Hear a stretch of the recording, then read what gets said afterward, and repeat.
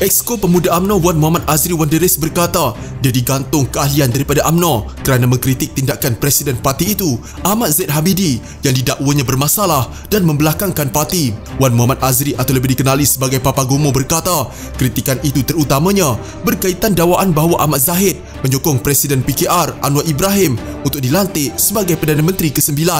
Saya buat kritikan kepada Presiden saya yang mana saya melihat Presiden memang bermasalah dan menjejaskan parti, tapi akhirnya saya diambil tindakan. Jadi bagaimana dengan Presiden yang membelakangkan parti, membuat sokongan kepada Datuk Seri Anwar Ibrahim dan hantar sokongan kepada Istana Negara dengan rakaman telefon antara dia dan Anwar, katanya ketika dihubungi Portal Malaysia Kini. Papa Gomo berkata dia pernah diberi amaran oleh Ketua Pemuda UMNO Ashraf Wajdi sekiranya dia masih berkeras, parti akan mengambil tindakan terhadapnya. Dr. Ashraf minta saya sokong Presiden parti. Saya cakap, macam mana saya nak sokong kalau Presiden ada buat sokongan kepada Datuk Seri Anwar Ibrahim dengan membelakangkan parti? Kalau Presiden tak jujur pada parti, macam mana saya ni nak sokong Presiden?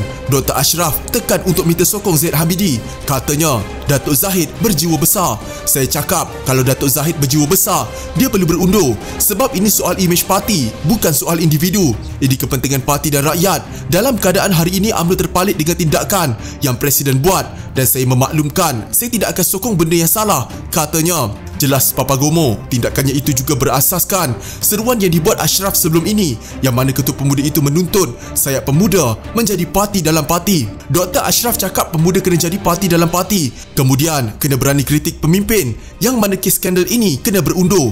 Jadi saya peganglah kenyataan Dr. Ashraf sewaktu Perhimpunan Agung UMNO 2018 lalu. Itu kenyataan yang dia buat sendiri dalam AGM UMNO, katanya. Namun menurutnya, perkara sebaliknya pula berlaku apabila dia digantung ekoran kritikan terhadap Zahid. Mengulas lanjut, Papa Gomo berkata tindakan UMNO menggantung keahliannya tanpa memanggilnya untuk membela diri jelas menunjukkan parti itu memang mahu menggantungnya. Saya tak akan merayu walaupun ada yang suruh saya merayu, sebab saya nak merayu macam mana? Saya dipanggil lembaga disiplin pun tidak untuk bela diri. Tahu-tahu saja keluar keputusan penggantungan keahlian. Ialah ikut perlembagaan UMNO memanglah MKT putuskan. Tapi kalau pemimpin yang ada hari ini macam Presiden Dr. Zaid Habidi dan Ketua Pemuda UMNO Ashraf Wajdi bela diri dulu, apalah maknanya? Kita bercakap soal rakyat, nak perjuangkan rakyat, tapi benda-benda parti ini tak panggil bela diri. Panggillah bela diri dulu, kemudian buatlah keputusan. Jadi keputusan dibuat tanpa bela diri.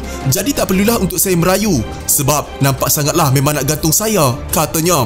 Terdahulu UMNO menggantung keahlian Papa Gomo selama 6 tahun selepas didapati melanggar perlembagaan parti bermula 27 Ogos lalu. Perkara ini dimaklumkan melalui sepucuk surat bertarikh 1 September dan ditandatangani Setiausaha Agung UMNO Ahmad Maslan.